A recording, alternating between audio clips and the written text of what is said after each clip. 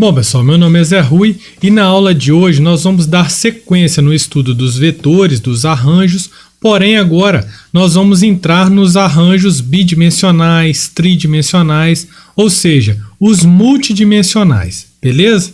Então vamos para a nossa aula de hoje?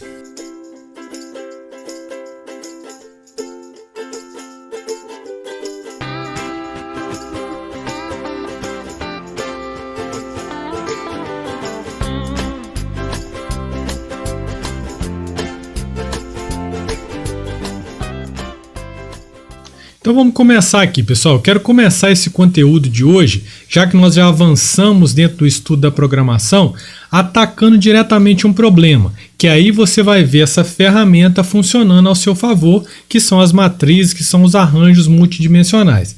Como, por exemplo, na aula de hoje nós vamos focar no bidimensional, que é a matriz, que eu tenho linhas e colunas, ok? Então nós fizemos nas últimas aulas um programa que gerenciasse uma quitanda, uma lojinha, certo? E aí, nós criamos vários vetores para armazenar essas informações, que são elas: o vetor do nome do produto, o vetor do custo do produto e preço e estoque, certo? Como você está vendo na sua imagem aí. Agora, eu chamei a atenção de vocês que nós temos 4 vetores para gerenciar, ou seja, para controlar. E cada um de um tipo diferente, como por exemplo, o produto ele é do tipo char. Na aplicação nós até usamos a palavra, né, que eu te ensinei o tipo string, mas aqui nesse exemplo do PowerPoint eu coloquei aqui como char, que é só uma letrinha, fica sendo produto A, B, C. O custo é do tipo float, que é um número quebrado, o preço também é float e o estoque nós estamos trabalhando com do tipo inteiro, exatamente para vocês verem todas as possibilidades de serem trabalhadas, tá? Aqui em cima, novamente, eu coloco para você a forma de criação desses vetores, que são vetores dinâmicos. Então, para isso, nós usamos o apontador e usamos o new, o tamanho que nós queremos. E aí, repete novamente o tipo desse cara, que nesse exemplo aqui é o inteiro, tá? Então, a coisa mais importante que você tem que lembrar quando você lida com vetores, com vários vetores, é que as suas informações elas estão espalhadas dentro da sua memória RAM. Espalhada onde, Zé Rui? Se você disse que a posição 1 do produto vem logo depois da posição 0. A posição 2 vem logo depois da posição 1. Sim, dentro dessa estrutura está tudo amarradinho um do lado do outro. Mas você concorda comigo que essa estrutura produto, esse vetor inteiro, está muito longe dentro da sua memória RAM do vetor custo. Talvez um esteja, vamos pensar num prédio. O produto está lá no primeiro andar, o custo está lá no último andar, tá certo? Por quê? Porque isso depende muito da forma como vai ser alocada essa memória. Você só tem que saber que essas informações estão distantes umas das outras, certo?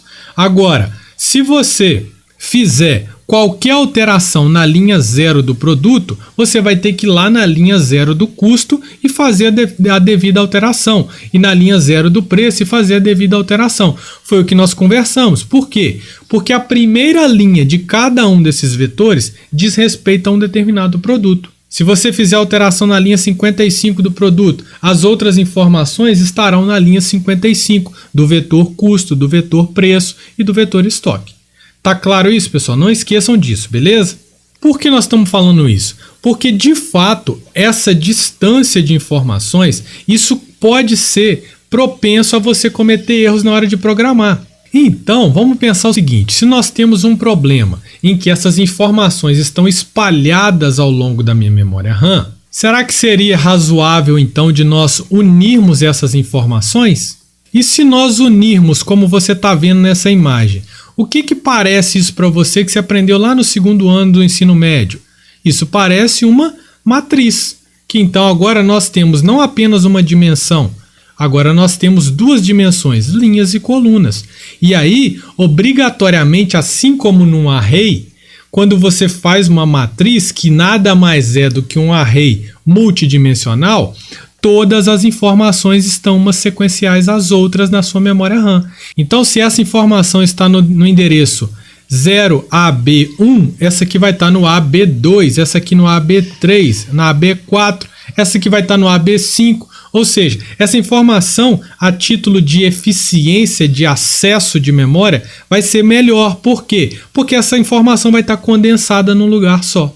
Entenderam? Por que que nesse caso aqui, desse trabalho, seria interessante nós usarmos matriz? Mas para que a matriz aconteça, nós temos que pagar um preço seguinte. Todos os elementos dessa matriz, eles têm que ser do mesmo tipo. E qual era o tipo aqui de custo mesmo? Você lembra? Era float. Qual era o tipo de preço? Era float. Qual era o tipo de estoque? Int. Opa, então nós temos um problema. Será então que nós podemos juntar isso? Se você quiser fazer uma matriz que tenha dentro dela float inteiro, não vai ter jeito. Mas pensa no problema, pensa naquilo, na ponta da corda que você vai entregar para o seu cliente. Faz diferença se você usar estoque como float e ele só precisa de estoque inteiro? Não faz, concorda comigo? Porque se eu coloco 18.0, para ele é 18. Agora, se ele tivesse me pedido um campo do tipo float e eu desse um campo do tipo inteiro, aí eu estaria entregando menos do que foi acordado, então não pode. Agora, como é esse caso, o estoque foi acordado que ele seria inteiro e eu estou dando uma possibilidade dele ser mais, que é float, então não tem problema nenhum. Por isso, então, nós vamos declarar essa matriz inteira como float. E aí, mesmo essa última coluna aqui, ela também será float, que não tem problema, como nós conversamos, porque o inteiro está dentro do conjunto dos reais, que são os floats, correto? Chama atenção para mais uma coisa. Você, programador, vai ter que ficar atento a saber que a coluna 0 diz respeito ao custo, a coluna 1 diz respeito ao preço e a coluna 2 diz respeito ao estoque. Então você tem que tomar cuidado na hora que estiver programando para não colocar, por exemplo, o estoque na coluna 0 ou o custo na coluna 1. Por quê? Porque aí você vai estar bagunçando seus dados completamente. Beleza? Já te adianto que no semestre que vem, ou nos próximos, quando você trabalhar com orientação a objetos, nós estruturaremos isso de uma forma mais interessante que vai minimizar essa possibilidade desse tipo de erro, tá joia? Mas essas são cenas dos próximos capítulos. A princípio, então, pessoal, pode até parecer um pouco mais complicado, mas na prática, além dos dados ficarem mais organizados, você terá uma maior eficiência em qualquer busca que você fizer dentro dessa matriz desses dados aí. Tá, joia, Zé Rui, mas aí então, como que faz isso? Como que eu crio esse array bidimensional? É muito simples, pessoal. Primeira coisa, nós temos o estático e o dinâmico. Do mesmo jeito que você viu em vetor de uma dimensão, o estático não é uma boa prática, o dinâmico sim. Então eu vou te mostrar as duas, porque você está estudando, mas na hora que você estiver colocando a mão na massa, faça sempre dinâmico, ok? O array estático ele é muito simples, basta eu declarar qual é o tipo dele. Eu estou declarando uma variável, pessoal, não esqueçam disso. Um vetor é uma variável, porém uma variável que tem várias posições de memórias juntas. É isso. Então aqui eu estou dando o nome para ela de matriz, ela vai ser do tipo float e quantas linhas ela tem? Vamos, por exemplo, colocar aqui, 3 linhas e 5 colunas, entenderam? Então você vai colocar entre colchetes, a primeira ali é o número de linhas, o segundo o número de colunas. Então quando você colocar 3 e 5 aqui, por exemplo, você vai criar dentro da sua memória uma matriz de 3 linhas e 5 colunas, certo? É simples assim. Então se você quiser criar uma matriz 30 por 30, você cria. Ela vai ser de que tipo? Float, beleza. Então float, qual o nome que você quer dar para ela? Vamos dar matriz mesmo? Então beleza. Eu coloco aqui 30 linhas, 30 colunas. Agora, como que eu utilizo, como que eu acesso essas posições? Também é uma ação muito simples. Basta você falar qual linha e qual coluna você quer acessar.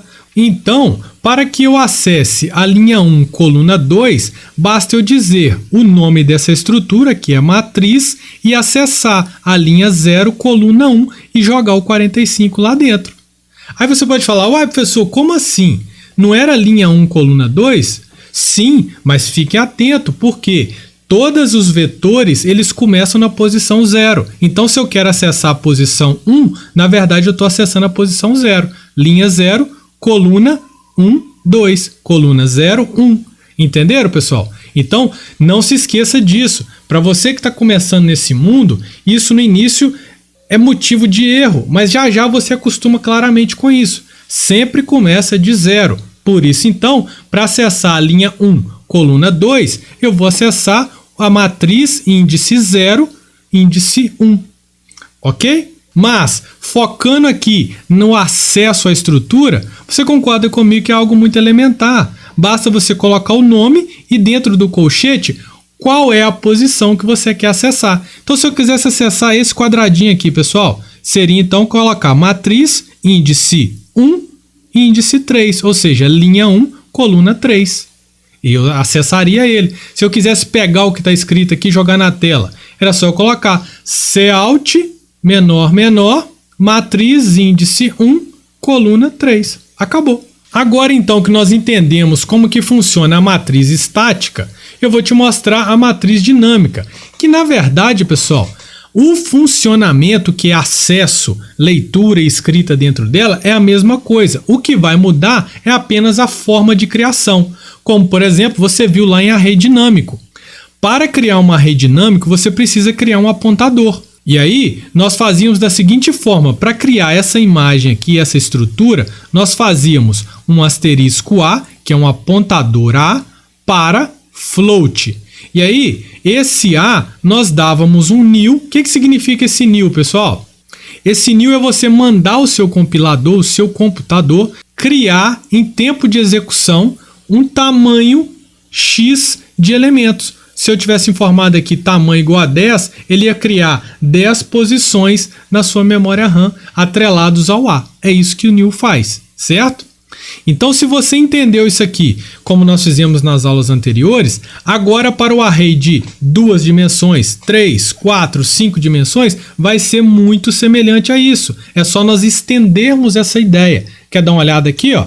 Então, olha só, se nós temos uma matriz que é 2 dimensões, eu preciso de um ponteiro, vamos dizer assim, duplo, ou seja, um ponteiro de ponteiro, que aí sim eu vou conseguir escrever, ou melhor, desenhar essa estrutura dentro da minha memória RAM. Na prática do nosso dia a dia, a gente acaba desenhando somente essa estrutura aqui, mas você não pode esquecer que o vetor dinâmico, e é aquele que você vai usar durante o seu dia a dia de trabalho, ele na verdade ele é um ponteiro. Então, essa estrutura aqui, na verdade, ela é isso aqui.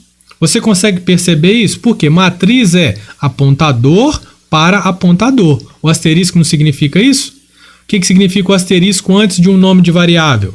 Significa que essa variável guarda o endereço de memória. Aqui, ó, matriz. Então, na verdade, ela guarda o endereço de memória de quem? Aí olha daqui para trás. De endereço de memória para float. Então, ó, a matriz guarda o endereço de memória de uma outra variável. Só que essa variável aqui, ó, variável 0, ela também é um endereço de variável. Então, por isso que fica bidimensional. Se você quisesse um cubo, era a float asterisco, asterisco, asterisco, cubo. Por quê? Porque aí você teria um cubo que aponta para um endereço de memória, esse endereço de memória aponta para outro endereço de memória, e aí sim você forma o cubo. Mas nós aqui estamos falando do bidimensional, que é somente o quê? Uma matriz, um apontador, ó, um apontador para quem? Para apontadores. Então, o que muda aqui é só a forma de criação.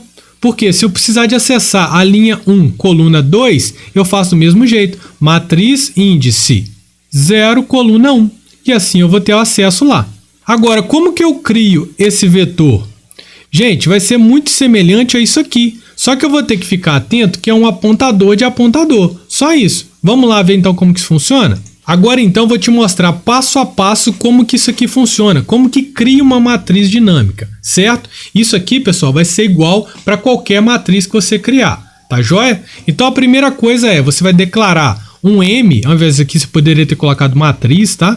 A minha variável vai chamar M e ela é apontador de apontador para float. Eu quero a minha matriz com cada caixotinho daquele guardando o número real. Lembra que eu preciso do número de linhas e colunas? Eu vou pedir para o meu usuário informar então. Eu vou falar, gente boa, informe para mim o número de linhas, vou guardar dentro de lim e informe o número de colunas e vou jogar dentro de call. Perceba então que eu já criei a estrutura aqui para você ver. Ó. O M é um apontador, ponto. Agora, para que ele aponta? Ele aponta para, ó, dá uma olhada aqui, ó, para apontador de float. Então, o que vier aqui na frente não pode ser um float, tem que ser um apontador para float. Então, vamos lá. Aí ele vai pedir para o usuário, eu informei, por exemplo, 3 linhas e 5 colunas. Tá joia? Então, vamos lá. Primeira coisa que eu vou começar a criar. Esse M aponta para onde? Ele aponta para apontadores de float. Então, eu vou criar aqui as minhas 5 colunas, tá joia? Como que cria um vetor, pessoal? Porque isso aqui eu estou criando um vetor, você concorda comigo? Então, ó, é new float, só que é para float? Não, não é para float, é para float asterisco. E aí eu passo aqui o número de colunas que ele me informou, que nesse caso foi 5. Então ele vai vir e vai fazer esse desenho. 0, 1, 2, 3, 4, e onde cada posição desse vetor aqui, que são as colunas, eles são o quê? Apontadores. Apontadores para float. Agora, pessoal, como que eu crio aqui cada uma das linhas dessas colunas? Eu vou ter que percorrer este vetor, coluna por coluna, fazendo, ó, dá um new float aqui para mim, dá um new float aqui para mim, e assim por diante. Ou seja, para que eu crie essa matriz dinâmica, eu vou ter que percorrer este primeiro vetor de colunas, uma por uma, fazendo exatamente o que nós fizemos na aula de array, que é isso aqui, ó. Então, ó, para ir de 0 até 4, ou seja, coluna menos 1, eu vou de 1 em 1, i mais mais, e vou fazer o quê? M, como que acessa essa posição aqui? M índice i. Então, por exemplo, aqui M índice 0, certo? E lá eu vou dar um new float, número de linhas. Olha só isso aqui funcionando. Então, para i igual a 0, eu entro na linha 11 e faço M índice 0 recebe new float lin. Linha não era 3 linhas que nós combinamos? Então, ele vai fazer isso aqui, ó. Cria para mim 3 posições e está amarradinho ali na posição 0. Aí vai, i mais mais, não é isso? E agora passa a valer 1. 1 é menor que 4? Sim. Então ele entra aqui. M índice 1, eu faço new float 3 também. Então ele cria aqui para mim, ó. Cria 3 posições aqui. Certo? I mais mais passa a valer 2. 2 é menor do que 4? Sim. Então eu entro aqui. M índice i, ou seja, M índice 2, eu vou criar uma estrutura ali também, que é um vetor. Então é o que eu fiz aqui, ó. Índice 2, cria para mim aí as 3 posições. Índice 3, mesma coisa. Índice 4, mesma coisa. Por isso que eu coloquei aqui, assim por diante. Ao final desse laço, nós teremos a nossa estrutura prontinha para ser usada. E aí, então, se você quiser acessar agora a posição 0, coluna 1, basta você colocar M índice 0, coluna 1, recebe o número 45, por exemplo. Que ele vai vir aqui, ó, linha 0, coluna 1, e escrever o número 45 lá. Perceba então que a forma de utilização do vetor dinâmico e estático são iguais. O que muda é a criação dessa estrutura. A notícia boa é que a criação da estrutura é sempre a mesma. Você vai passo a passo, coluna por coluna, criando cada uma dessas linhas, que consequentemente você vai ter uma estrutura de matriz na sua memória. E a parte boa é que você vai ter mais eficiência e mais produtividade no seu sistema. Correto, pessoal? Por isso, dê sempre preferência a trabalhar com vetores e arrays, qualquer que seja a dimensão, de forma dinâmica. Então, dito isso, você pode agora, por exemplo, começar a trabalhar com cálculo de determinante, com todo aquele conteúdo que você aprendeu lá no ensino médio, no estudo das matrizes, tá joia? Aqui na computação, um lugar que você vai usar muito matriz é, por exemplo, quando você estiver construindo algum jogo. Por quê? Porque ali para fazer um movimento de uma bola, de um objeto ou de um bonequinho, você vai precisar daquelas operações básicas de matriz, de inversão de matriz, de multiplicação de matriz, para aumentar o tamanho, para diminuir o tamanho de um objeto. Então, é muito legal você usar tudo isso lá em IA para jogos ou jogos digitais, são disciplinas que o nosso curso oferece. Mas para isso você precisa entender como que trabalha com a matriz. Como por exemplo aqui, ó, no exercício 1 eu peço para você calcular o determinante da matriz 2 por 2. Então o que você vai fazer? Você vai dar uma pesquisada, relembrar isso, que é bem simples, né? O determinante da matriz 2 por 2 é só você fazer o produto da diagonal principal menos o produto da diagonal secundária. Por exemplo, também você pode fazer o cálculo do determinante de uma matriz 3×3. Você também pode pesquisar aí a regra de Sarri. Você vai lembrar lá como que calcula o determinante de 3×3. O exercício 3 eu peço para você fazer uma matriz, ou melhor, uma multiplicação de matriz 3×2 por outra 2×3. Já te adianto que é possível, por quê? Porque para que uma matriz multiplique, seja multiplicável por outra, nós temos que ter o número de colunas da primeira igual ao número de linhas da segunda, né? Esse elemento tem que ser o mesmo desse aqui. E aí sim você consegue fazer aquele produto entre as matrizes. E por fim, uma aplicação prática que é a que nós estamos construindo é a quitandinha lá do seu Zé. Que agora nós vamos juntar todos aqueles conteúdos que estavam no vetor custo, preço e estoque dentro de uma única estrutura que é a matriz M. E aí você vai ver que o seu sistema ganha em eficiência e até mesmo em organização do seu código.